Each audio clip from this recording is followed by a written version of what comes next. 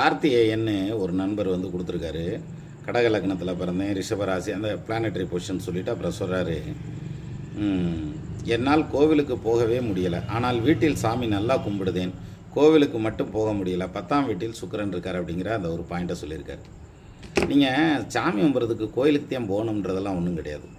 உள்ளம் பெருங்கோயில் ஊனுடம்பு ஆலயம் வள்ளல் பிரானுக்கு வாய் கோபுர வாசல் தெள்ளத் தெளிந்தார்க்கு சீவன் சிவலிங்கம் கள்ள புலனைந்தும் காடாமணி விளக்கே அப்படிங்கிறது திருமூலர் வாக்கு.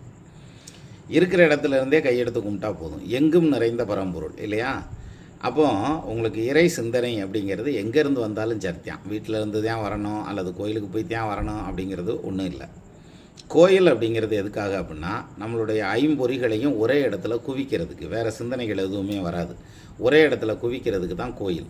எப்படி திருமணத்தில் கெட்டி மேளம் கட்டினாக்க தாலி கட்டையில் தவறான சொல்லு வாயில் விழக்கூடாதுங்கிறாங்களோ அதுக்காக, அது மாதிரி.